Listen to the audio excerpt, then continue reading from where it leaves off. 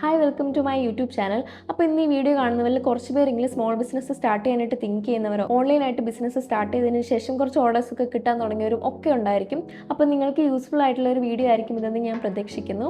ഞാൻ ഒരുപാട് വലിച്ചു നീട്ടുന്നില്ല, പോയിന്റ്സ് മാത്രം ഇങ്ങനെ പറയാൻ. അട്ടർ ഫെയിലിയർ ആയിട്ടുള്ള എൻ്റെ ഒരു പാളിപ്പോയി ബിസിനസ് ഉണ്ടായിരുന്നു. അത് ഞാൻ എങ്ങനെയാണ് വളർത്തിക്കൊണ്ട് റീബിൽഡ് ചെയ്ത് ഇന്നലെ എത്തിച്ചതെന്നൊക്കെയാണ് ഞാൻ പറയാൻ വേണ്ടി പോകുന്നത്. അതുപോലെ നിങ്ങൾക്ക് ഉപകാരപ്പെടുന്ന പോയിന്റ്സും ഇതിൽ നിന്ന് കിട്ടുമെന്ന് ഞാൻ പ്രതീക്ഷിക്കുന്നു.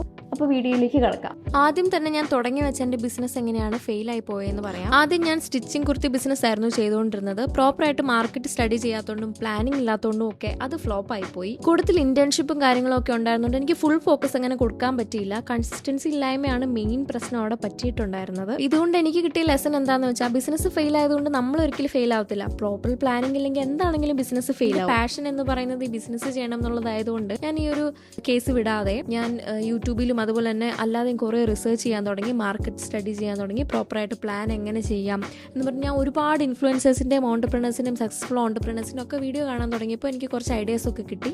അങ്ങനെ ഞാൻ ഈ ഇന്റേൺഷിപ്പിൻ്റെ 6 മാസത്തിന് ശേഷം വീണ്ടും ബിസിനസ് സ്റ്റാർട്ട് ചെയ്ത സമയത്ത് കുർത്തി ആയിരുന്നില്ല, സാരി ആയിരുന്നെന്ന് മാത്രം. അത് തുടങ്ങിയപ്പോൾ എനിക്ക് കോൺഫിഡൻസ് ഉണ്ടായിരുന്നു. പക്ഷെ എല്ലാ ദിവസവും ഒരു ചോദ്യം ഉണ്ടായിരുന്നു മനസ്സിൽ, ലൈക്ക് ഓർഡർ വരുമോ, ഫെയിലിയർ ആകുമോ എന്നൊക്കെ. മിക്കവർക്കും ഈ ഒരു ഫിയർ ഉണ്ടാവും. മനസ്സിൽ എപ്പോഴും ഉണ്ടായിരുന്ന ഒരു കാര്യം എന്താണെന്ന് വെച്ചാൽ, സക്സസ് ഒരു ദിവസം കൊണ്ട് ഉണ്ടാവുന്നതല്ല, അതിന് ടൈം എടുക്കും എന്നുള്ളൊരു കാര്യമായിരുന്നു. അതിനുവേണ്ടി ഹാർഡ് വർക്ക് ചെയ്ത് എന്താണെങ്കിലും നമ്മൾ സക്സസ്ഫുൾ ആവും എന്നുള്ളൊരു കാര്യം എൻ്റെ മൈൻഡിൽ ഉണ്ടായിരുന്നു. അങ്ങനെ ഓരോ ദിവസം ഞാൻ ഓരോ കാര്യങ്ങൾക്ക് വേണ്ടി മാറ്റി വെച്ചു.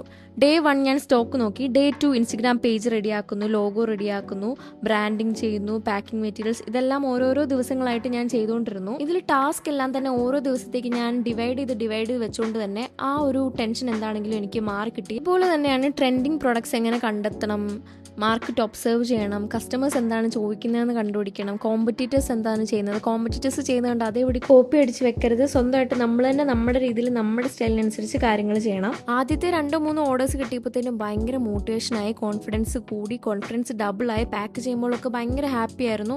അതുപോലെ തന്നെ കസ്റ്റമർ തിരിച്ച് നമുക്കൊരു ഫോട്ടോ ഒക്കെ ഇത് സാരി ഡ്രേപ്പ് ചെയ്ത് കഴിഞ്ഞിട്ട് ഉടുത്ത് കഴിഞ്ഞിട്ട് ഒരു ഫോട്ടോ ഒക്കെ അയക്കുമ്പോഴത്തേനും അതീവ സന്തോഷമാണ്. ചില ദിവസങ്ങളിൽ ബൾക്കായിട്ട് ഓർഡർ വരും, ചില ദിവസങ്ങളിൽ 0 ഓർഡേഴ്സ് ആയിരിക്കും, ചില സമയത്ത് ഭയങ്കര സ്ലോ ഡേയ്സ് നമുക്കുണ്ടാവും. പക്ഷെ ആ ദിവസങ്ങളിലൊക്കെ ഡൗൺ ആവാതെ ഞാൻ ചെയ്തുകൊണ്ടിരുന്നത് പുതിയ റീൽസ് ക്രിയേറ്റ് ചെയ്യുക, വെബ്സൈറ്റ് എങ്ങനെ ഇമ്പ്രൂവ് ചെയ്യാം, വേറെ എന്തൊക്കെ പ്രൊഡക്ട്സ് ഇതിൽ ആഡ് ചെയ്യാം, ഫോട്ടോഗ്രാഫി എങ്ങനെ ഇമ്പ്രൂവ് ചെയ്യാം, പിന്നെ അതുപോലെ തന്നെ പുതിയ സപ്ലൈസിനെ നമ്മൾക്ക് ഇപ്പോൾ കറൻ്റ്ലി ഉള്ളതല്ലാതെ പുതിയ സപ്ലൈസിനെ, അഫോർഡബിൾ ആയിട്ടുള്ള സപ്ലൈസിനെ എങ്ങനെ കണ്ടുപിടിക്കാം, അതുപോലെ തന്നെ മാർക്കറ്റിംഗ് ലേൺ ചെയ്യുക. അങ്ങനെ കുറേ കാര്യങ്ങളുണ്ട്. ഇങ്ങനെ ചെയ്താൽ തന്നെ ഓർഡേഴ്സ് ഒക്കെ തനിയെ വന്നോളൂ. നമ്മൾ എപ്പോഴും അപ്ഡേറ്റഡ് ആയിട്ട് കാര്യങ്ങളൊക്കെ ചെയ്തുകൊണ്ടിരിക്കുക. അതുപോലെ പ്രൈസിങ്ങിൻ്റെ കാര്യം എന്താണെന്ന് വെച്ചാൽ, ഹോൾസെയിൽ പ്രൈസ് മാത്രം നോക്കരുത്.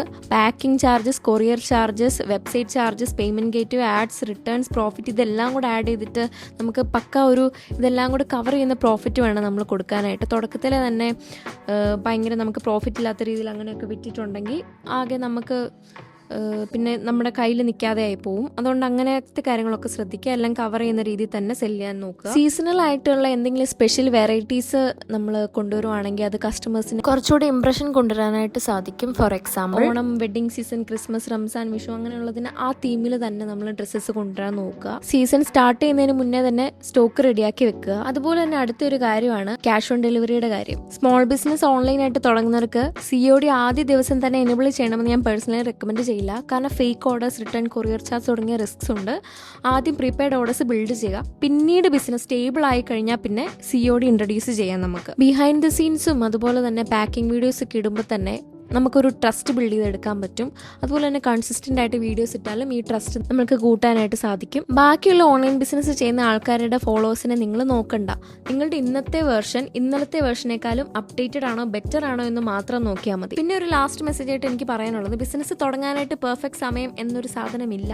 എല്ലാം എനിക്ക് ഫേവറബിൾ ആയിട്ടുള്ള കണ്ടീഷൻ ആയിരുന്നപ്പോഴല്ല ഞാൻ ബിസിനസ് തുടങ്ങിയിരുന്നത്, എല്ലാം അഗെയിൻസ്റ്റ് ആയിരുന്നപ്പോഴാണ് ഞാൻ തുടങ്ങിയത്. തുടങ്ങി കഴിഞ്ഞിട്ടായിരിക്കും നമ്മൾ കൂടുതൽ കാര്യങ്ങൾ പഠിക്കുന്നതും അതുപോലെ ഫെയിൽ ആയാൽ എങ്ങനെ നമുക്ക് വീണ്ടും റീബിൽഡ് ചെയ്തെടുക്കാം, വീണ്ടും നമ്മൾ എങ്ങനെ മോട്ടിവേറ്റഡ് ആയിട്ടിരിക്കാം എന്നൊക്കെ മനസ്സിലാവുന്നത്. നമ്മുടെ സ്വപ്നമായിട്ടുള്ള അല്ലെ പാഷനായിട്ടുള്ള ഒരു ബിസിനസ് ഗ്രോ ചെയ്യാൻ വേണ്ടിയിട്ട് ഓരോ സ്റ്റെപ്സ് എന്നും എല്ലാ ടൈമിലും നമ്മൾ എടുത്തു വെക്കുന്നുണ്ടെന്ന് ഉറപ്പുവരുത്തുക. പിന്നീട് മാസങ്ങൾക്ക് ശേഷം പിന്നോട്ട് നോക്കുമ്പോൾ നമ്മൾ എത്ര ദൂരം വന്നെന്ന് കണ്ട് നമ്മൾ തന്നെ അത്ഭുതപ്പെടും. സ്മോൾ ബിസിനസ് ചെയ്യാൻ ആഗ്രഹിക്കുന്ന ആരെങ്കിലും ഉണ്ടെങ്കിൽ ഈ വീഡിയോ ഒന്ന് ഷെയർ ചെയ്ത് കൊടുത്തേക്കണം. അപ്പോൾ all the best. Thank you so much for watching my video. അപ്പോൾ ഞാൻ എൻ്റെ ക്ലോത്തിങ് ബ്രാൻഡിൻ്റെ ഇൻസ്റ്റഗ്രാം ID ഞാൻ ഡിസ്ക്രിപ്ഷനിൽ മെൻഷൻ ചെയ്തേക്കാം. ഒന്ന് ഫോളോ ചെയ്ത് സപ്പോർട്ട് ചെയ്യണം. അതുപോലെ തന്നെ വീഡിയോ ഇഷ്ടപ്പെട്ടാൽ ലൈക്ക് ചെയ്യണം. സബ്സ്ക്രൈബ് ചെയ്യാത്തവരുണ്ട് സബ്സ്ക്രൈബ് ചെയ്യണം. അപ്പോൾ എന്തെങ്കിലുമൊക്കെ ഡൗട്ട്സോ കാര്യങ്ങളോ എന്തെങ്കിലുമൊക്കെ ഉണ്ടെങ്കിൽ കമൻറ്റ് ചെയ്താൽ മതി. എൻ്റെ പാർട്ട് 2 ഞാൻ ബാക്കി കാര്യങ്ങളോട് പറയുന്നതായിരിക്കും.